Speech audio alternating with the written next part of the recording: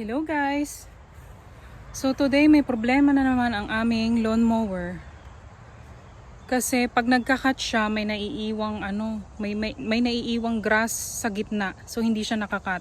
So feeling ko yung blade niya, parang bumaluktot siguro yung blade nito sa loob. Kaya kailangan palitan ko yung blade. So ito yung itsura niya. Ito ang tinatawag na deck. Tapos yung nasa loob nito, nasa ilalim, nandiyan yung blade. So kailangan ko siyang tanggalin. So first na dapat natin gawin is ito, from 1 to 5, kailangan itaas natin siya hanggang 5 para tumaas yung deck. And then pag nakataas na yung deck, tsaka natin siya tatanggalin kasi may pinaka-screw yan sa sa ilalim. So ayan oh. Ito ang kanyang blade. Ito. Kita ba? Yan ang kanyang blade. So umiikot yan pag tayo ay nagka-cut. So dapat tanggalin yung blade para mapalitan. Ayan nga oh, sira na. Tsaka tingin ko yung sa kabilang side kasi dalawa yung ganito eh. So sira na din. So kahapon ko pa dapat ginawa to, kaya lang wala akong tools na ganito kalaki. Naghanap pa ako sa Lowe's para makabili nito. So, yun po ang gagawin natin for today para makapag-cut na ako ng grass. Ang taas na ng grass namin. 2 weeks na ako hindi nakakapag-cut dahil nga sira na naman to. So, ang hirap kapag ganitong wala ka talagang pwedeng asahan kundi sarili talaga. So, kailangan natin tong ayusin. Kasi hindi natin to pwedeng itenga dahil may mga ahas po dito. At may mga bata din po dito. So, kailangan nating mag-cut ng grass, hindi po pwedeng hayaan na siyang tumaas. So let's do this. So ganito yung ginawa ko para medyo tumaas siya ng konti. Nilagyan ko siya ng kalang dito. Tapos lalagyan din natin ng bato dito para magi-stop yung blade. Hindi aandar yung blade kapag tinanggal natin yung dito. Ito yung kailangan natin tanggalin para matanggal yung tawag nito, yung blade, yung screw. Yan, kasi papalitan natin yung blade. So kapag hindi mo yan nilagyan ng kalang, ang mangyayari dyan, iikot yung blade. So kalangan mo siya. Pwedeng kahoy or ayan, bato na lang ang nilagay natin dyan. So itong isang blade, hindi tayo nahirapang magtanggal dito.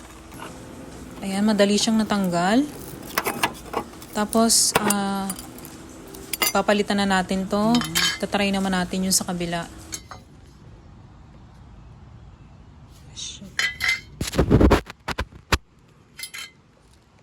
So, natanggal na po natin yung isa. At ayan nga oh, may damage na yung kanyang blade. Tapos dito, ayan, bumaluktot yung kanyang blade. Kaya pala hindi na siya makakat ng maayos. Ayan. So dapat natin palitan. Ito na yung kapalit na blade na aanuhin ko, na ilalagay ko. So pag bibili tayo ng blade, make sure na pareho yung laki. Yung laki nito kasi iba-iba po ng sizes yan. May pabilog, may 5 pointers. This is 6 pointers. Tapos yung iba-iba din ng shape.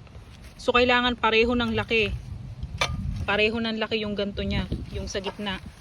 So ang original na sizes niya, ganito siya kahaba. So kaya pala pag magkakat ako, para na siyang may mohawk pag dinaanan ng lawnmower, hindi nakakat yun sa gitna. So pangit din ng ganon kasi pabalik-balik ang lawnmower, maaksaya sa gas. So kailangan na talaga siyang palitan. Kahit anong gawin ko ay hindi ko matanggal yung isang blade. So wala akong choice kundi tanggalin yung isang buong deck. Tapos pinukpok ko siya ng matindi. Ayan, natanggal din siya. Tapos inisprayan ko siya para matanggal yung konting rust. Tapos ayan, pinalitan na natin ng bagong blade. So ibabalik ko lang to.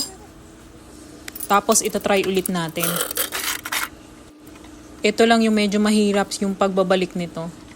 Kasi may mga siya.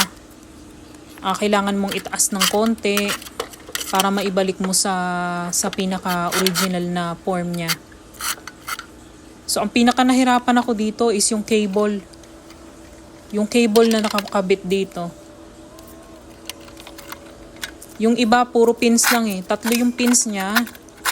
Isa sa harap, 2 sa likod. Tapos yung isa, yung cable na nakakonect.